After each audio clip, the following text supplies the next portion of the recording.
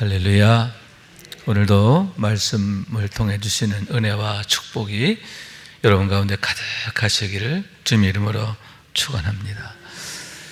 오늘 우리가 함께 상고하고자 하는 말씀은 지난 두 주에 이어서 세 번째로 예수님께서 공생애를 시작하시기 전에 경험하시게 되었던 그 사건에 대한 이야기인데, 오늘은 세례 요한으로부터 세례를 받으시게 대한 이 얘기로서 왜 하필 그때 굳이 세례를 받으시게 되었는가 하는 질문에 대한 비밀과 대답에 대한 말씀이다 라고 하는 겁니다. 예수님께서는 갈릴리 나사렛에서 30세가 되시기까지 지내시게 되었는데, 예수께서 함께 내려가서 나사렛에 이르러 순종하여 받으시더라, 이렇게 말씀하고 있는 거예요. 부모님께 대하여 효도와 또 공경을 다하게 되었다라고 하는 얘기인데, 그러면서 30세가 되셨을 때 비로소 당신의 일을 시작하시게 되었다라고 하는 얘기입니다. 그러면 왜 하필 30세일까 하는데, 당시 유대 관례가 레위인으로서 성전의 일을 맡게 되는 게 30세예요. 아무 때나 성전의 일을 하는 게 아니라 30세가 되어야 성전에서 일을 할 수 있었다는 거죠. 그리고 공직을 맡는 나이가 몇 살이냐? 30세예요. 공직을 맡으려면 30세가 되어야 돼요. 아마도 그런 유대인의 관례에 따르신 게 아닌가 생각하게 되는 거예요. 그런데 바로 오늘 말씀인데, 그렇게 공생애를 시작하시면서 먼저 세례 요한으로부터 자청하여 세례를 받으시게 됨을 보게 되는데, 왜 하필 요단강가에까지 가셔서 그리하시게 되었느냐 하는 얘기입니다. 여기서 요단강가는 베다니라고 성경에 나와 있는데, 성경은 베다니가 두 곳으로 소개되어 있습니다. 하나는 우리가 잘 아는 데죠. 감람산 꼭대기에 있는 나사로의 집이 있는 곳, 또 문둥이 시몬의 집이 있는 곳, 베단이죠. 베단이라는 말이 무화과 열매라는 뜻을 갖고 있는데, 아마도 무화과 나무가 많은 그런 지역이 아닌가 생각하게 되는 겁니다.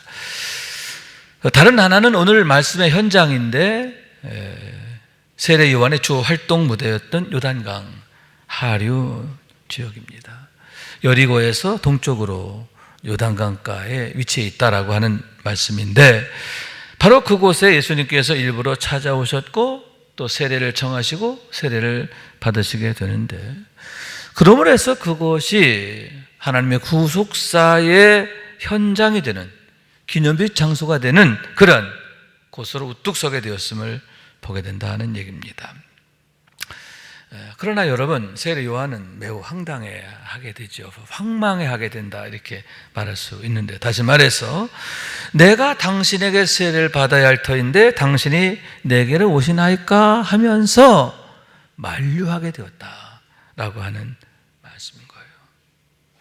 그러면 왜 그랬을까 하는 얘기인데, 그가 알았기 때문인데, 요한복음 1장 26절 27절 말씀이에요. 너희 가운데 너희가 알지 못한 한 사람이 섰으니 곧 내 뒤에 오시는 그이라. 나는 그의 신발끈을 풀지도 감당하지 못하겠노라 하더라. 아멘. 유대인들이 사람들을 보내서 그에게 물었어요. 내가 그리스도냐? 그러자 나는 그리스도가 아니야. 오히려 나는 선지자 이사야의 말과 같이 주의 길을 곧게 하려고 광야에 외치는 자의 소리라. 이렇게 자신에 대해 말하면서 예수님에 대하여 증거하게 되었다라고 하는 얘기죠. 그리스도는 내가 아니고 바로 내 뒤에 오시는 그분이다, 그런 얘기죠. 그래서 예수님이 세례 받으시려고 나오실 때에 그가 비로소 깨달아 알게 됐는데, 아, 저분이구나. 주님께서 내게 말씀하신 분이 바로 저분이구나. 그것을 알아차리게 되었고, 그로 인해서 그처럼 황망해하면서 만류하면서 오히려 세례는 제가 받아야 합니다. 당신으로부터 제가 받아야 할 텐데 제가 어떻게 세례를 베풀 수 있습니까? 라고 말하게 되는데 그 이유가 거기 있다라고 하는 말씀인 거예요.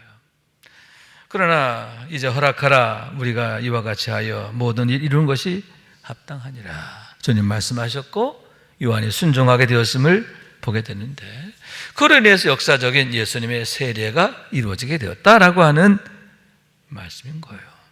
또한 여러분 그랬을 때 놀라운 광경이 펼쳐지는데 우선 하늘로부터 성령이 비둘기같이 임하시는 거예요. 예수님께서 물에서 올라오실 때에 하늘이 열리고 하늘로부터 성령이 비둘기같이 임하여 그의 위에 머물러 계시는 것을 보게 되었다 하는 거예요. 다른 하나는 여러분 말씀이 들렸음을 보게 되는데 이는 내 사랑하는 아들이요 내 기뻐하는 자라 그런 말씀이죠. 하늘에서 음성이 들리는 거예요. 내가 사랑하는 자야, 내가 기뻐하는 자야, 내 아들이야. 할렐루야. 그래서 그때부터 세례 요한이 예수님에 대해 담대히 증거하게 되었는데 내가 보고 그가 하나님의 아들이심을 증언하노라 하니라. 할렐루야. 난 봤다는 거죠. 봤다는. 뭘 봤어요? 이분이 바로 성경에 장차 오리라 약속된 그분이라고 합니다. 내가 신들매 끈을 풀지도 감당치 못할 그런 분이시라고 하는 것을 그가 알게 되었고 그러므로 해서 담대히 예수님을 만들 앞에서 증거하게 되었음을 보게 되는 거예요. 보라 세상 죄를 지고 가는 하나님의 어린 양이다. 예수님이 누구인가 하는 걸 증거하게 돼요. 하나님의 아들이실 뿐만 아니라 하나님의 아들이 왜 오셨느냐? 세상 죄를 지고 가시려고 오셨다. 하나님의 구속사의 비밀을 그가 증거하게 되었다 하는 거예요. 그 다음 날에도 두 제자와 함께 있을 때 예수님의 건의심을 보고 보라 하나님의 어린 양이라 증거하게 되었고 이 두 제자가 예수님을 따르게 되었음을 보게 되는데 그중 하나가 누구다? 베드로의 형제 안드레라. 성경 이렇게 말하고 있죠. 여러분 그렇게 되면 몹시 섭섭하고 속상하고 불편할 수 있잖아요. 근데 그게 아니잖아요. 너무나 기꺼워하고 축복하게 되었음을 보게 되는데 그러면서 그는 흥하여야 하겠고 나는 쇠하여야 하리라. 나는 쇠하여야 하겠고 예수님만 흥하여야 하리라. 할렐루야. 예수를 위해서 자신이 작아지기를 오히려 기뻐하고 또 힘쓰게 되었음을 보게 되는 거죠. 예수님이 누구인지를 바로 알게 되고 또 그로 인해서 자기의 본분과 사명을 바로 깨닫게 되었기 때문인데 그러므로 해서 하나님의 구속사에 있어서 유일무이한 디딤돌 역할을 그가 감당하게 되었음을 보게 되는 거죠. 여러분 우리도 세례 요한처럼 예수님이 누구인지를 바로 알게 되기를 원하고 또 그로 인해서 충성되기를 원하는데요. 또 그로 해서 하나님 나라에 하나님의 구속사에 머릿돌, 디딤돌로 쓰임받게 되기를 원하는 거예요. 이를 위해서 성령 충만하기를 원하고 온전한 믿음으로 세워지는 우리 모두가 될 수 있기를 주님의 이름으로 축원합니다.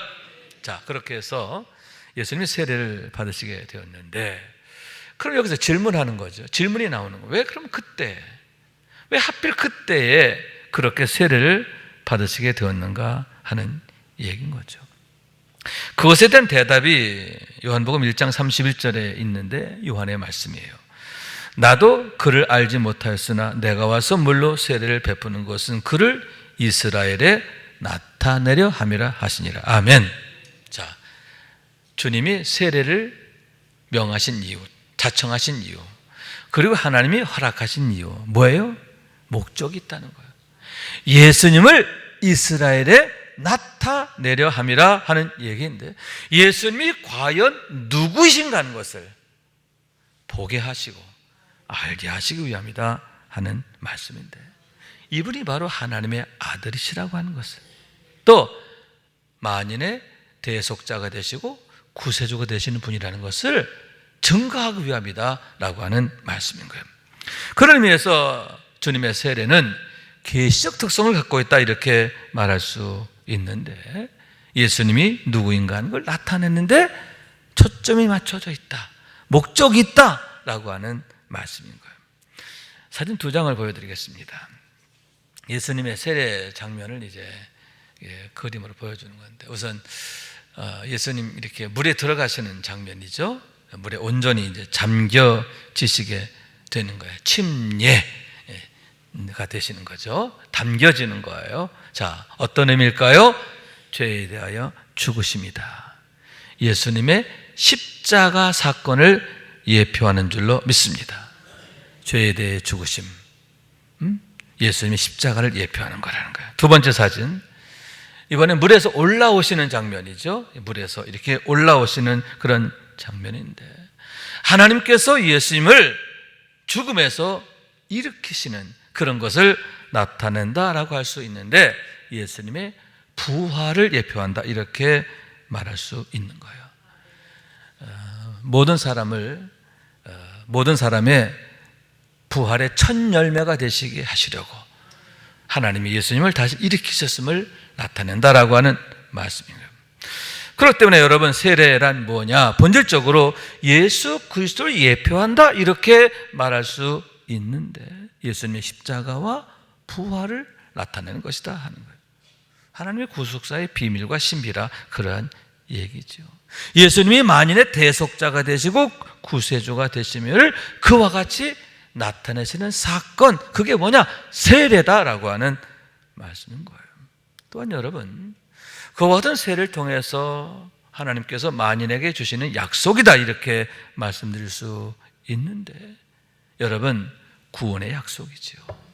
너희가 예수 안에서 죄에 대하여 죽으면 이와 같이 하나님께서 너희를 예수와 함께 살리시리라. 할렐루야. 살리심에 대한 약속이다 라고 하는 말씀인 거예요. 그래서 여러분, 사도 바울의 말씀인데요, 그리스도 예수를 죽은 자 가운데서 살리신 이가 너희 안에 거하신 그의 영으로 말미암아 너의 죽을 몸도 살리시리라. 아멘. 그와 같이 하나님께서 우리를 살리신다. 그 살리심의 약속이 뭐냐? 세례라고 하는 말씀인 거예요.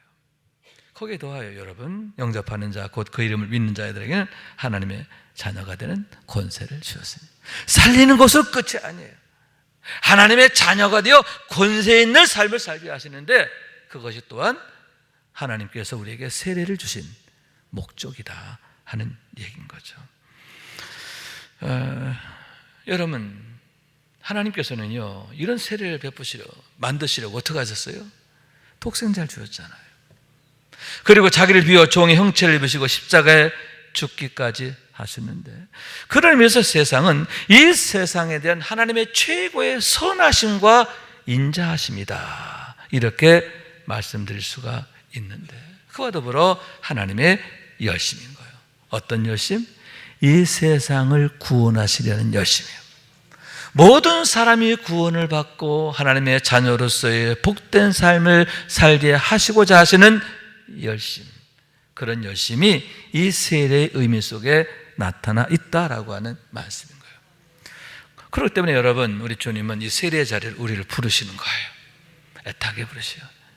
이 세례의 자리로 나오라, 이렇게 말씀하시게 되는데, 여러분, 우리가 그 부르심에 늘 적극적으로 응답하고 부응함으로 인해서 구원받고, 아멘, 임마누엘의 삶이 되기를 원하는데요, 그로 인해서 하나님의 기쁨에 참여하게 되는 우리 모두가 될 수 있기를 주님의 이름으로 축원합니다.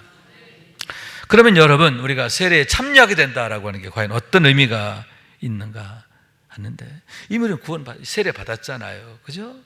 그 세례 받은 자로서 우리가 그 세례에 더욱 적극적으로 치열하게 참여하게 되는 게 뭐냐 하는데, 날마다 자신의 세례를 고백하는 삶이 되는 것이다 라고 하는 말씀인 거예요.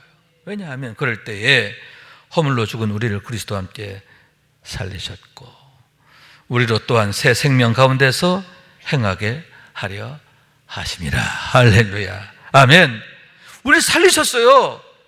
살리셨는데 왜 살리셨나? 우리로 하여금 새 생명 가운데 살게 하시기 위함인데, 여기서 새 생명은 예수 그리스도를 말하는 거예요.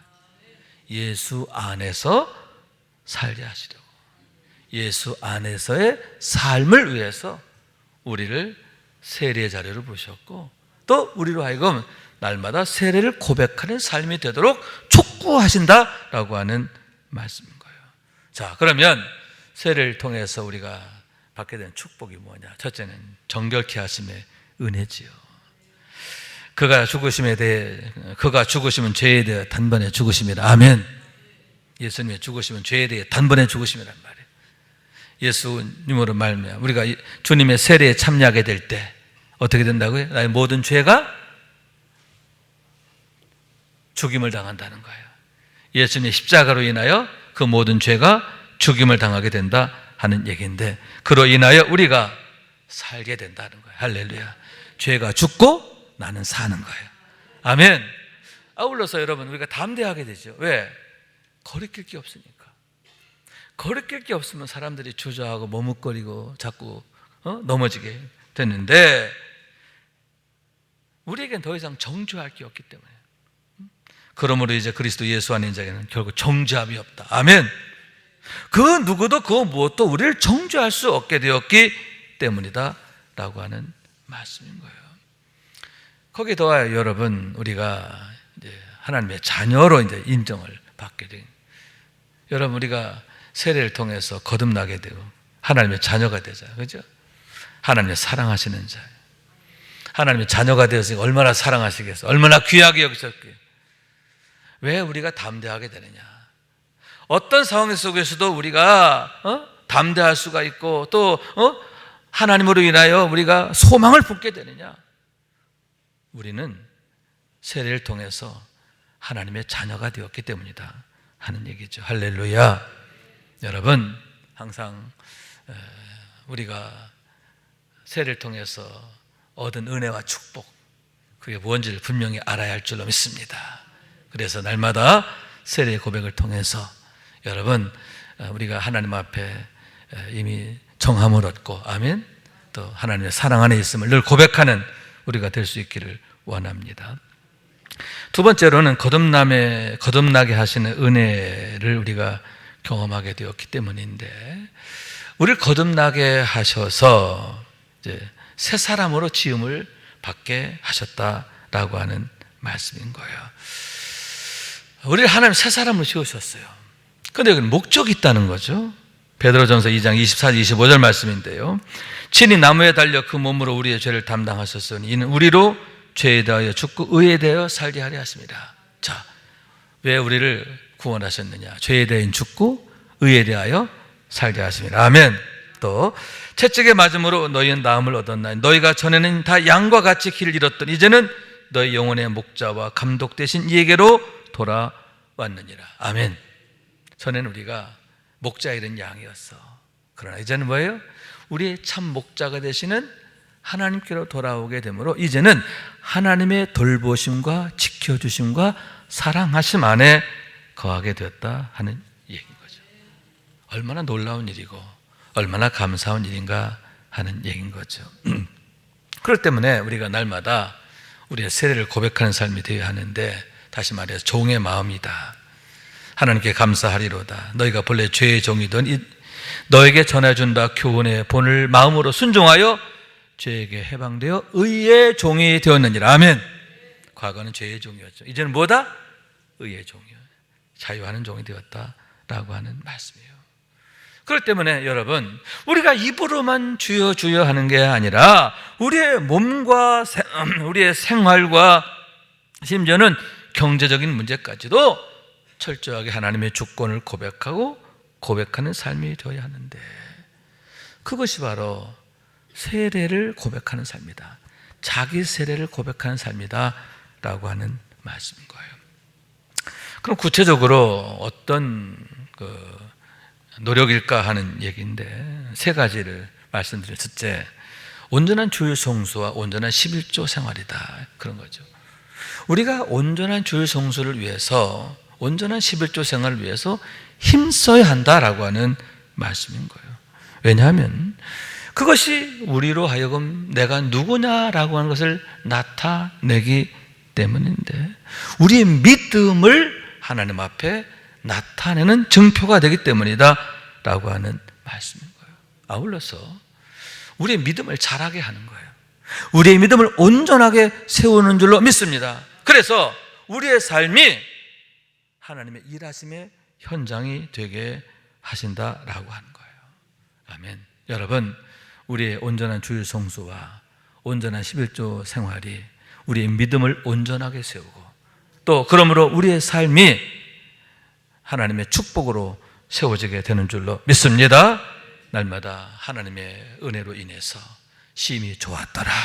아멘. 하나님은 선하시지요. 그러니까 하나님의 일하심은 선함으로 나타난 줄로 믿습니다. 날마다 좋았더라가 되어지는 축복의 주인공 되시기를 주님의 이름으로 축원합니다. 두 번째로는 뭐냐? 은혜로운 교회 생활이죠. 왜냐하면 교회는 주님의 몸이기 때문이다. 그런 얘기죠. 여러분, 우리의 몸에 단단하고 강한 것도 있지만 지극히 연약한 데가 있잖아요. 그럼에도 불구하고 여러분, 약하지 않은 이유가 뭘까? 모자라지 않은 이유가 뭘까? 온몸이 서로 하나 되어서 서로를 지켜주고 도와주고 보호하기 때문인 줄로 믿습니다.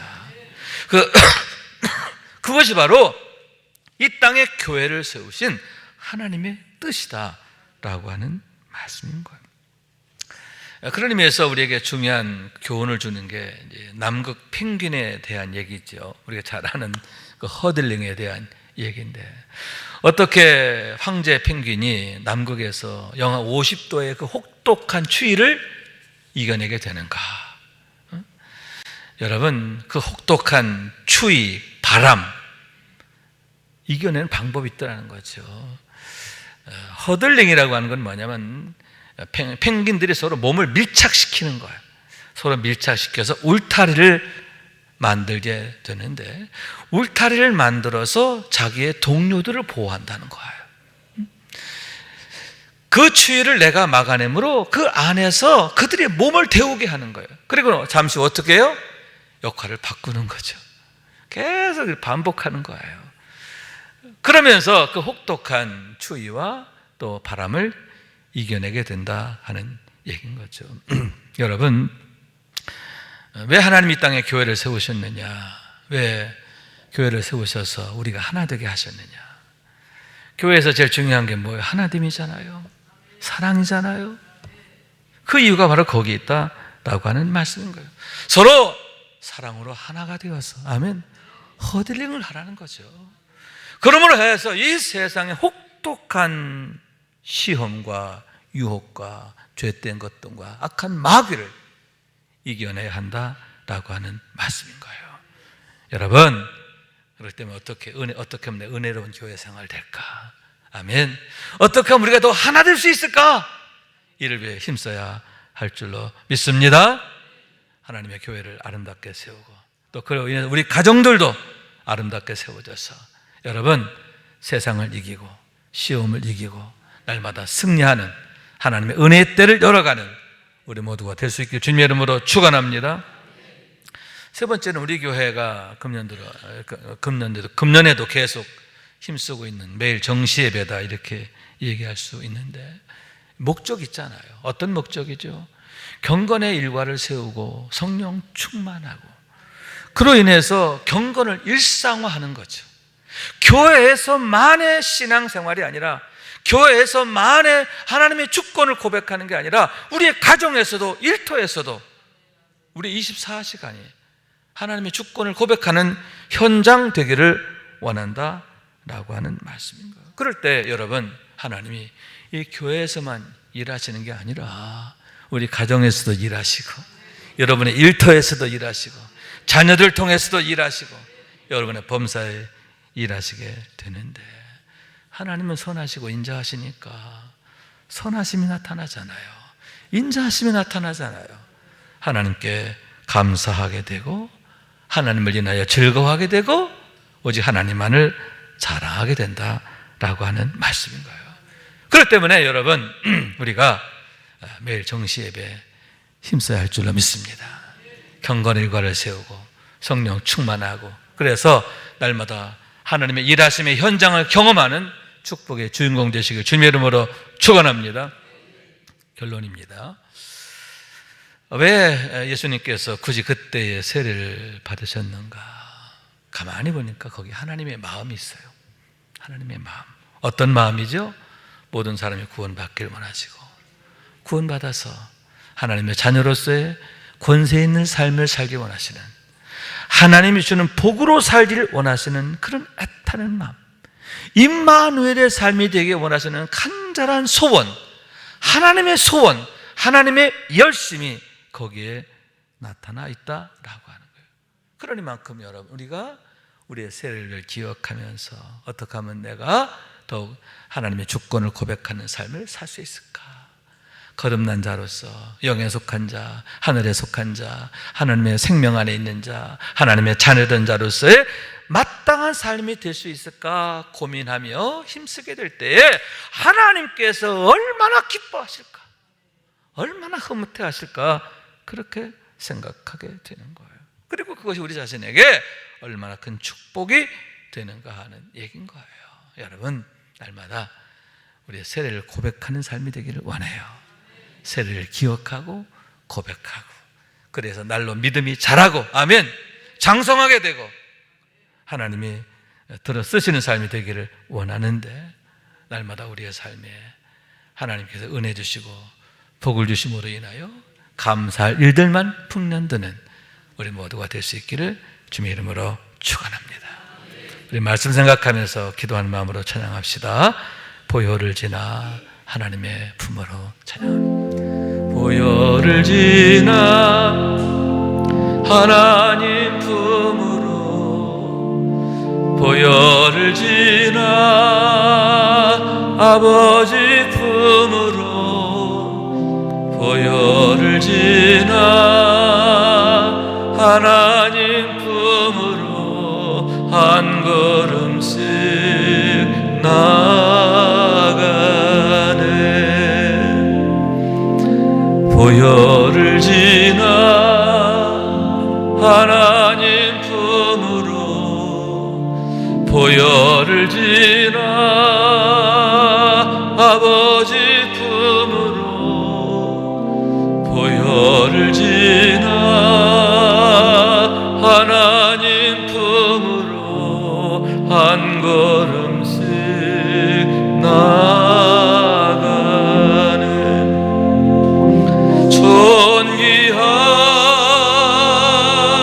주 보혈이 내 영을 새롭게 하시네. 존귀한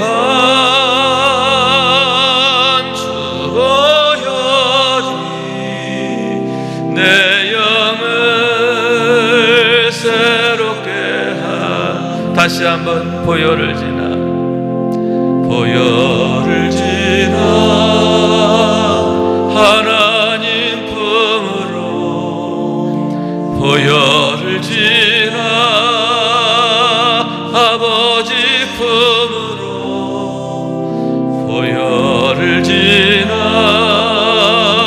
하나님 품으로 한 걸음씩 나아가. 존귀한 주 보혈이 내 영을 새롭게 하시네. 이 존귀한 주 보혈이 내 영을 새롭게 하네. 아멘, 아멘. 여러분, 영이 살아야 돼요. 영혼이 잘 돼야 범사도 잘 되고 강건하게 되는 거예요. 아멘. 날마다 보혈을 지나 우리의 세례를 고백하는 삶이 되고, 아멘. 그래서 날마다 영이 새로워지고 아름다워지고 날마다 하나님의 축복 안에 세워져 가시기를 주님 이름으로 축원합니다.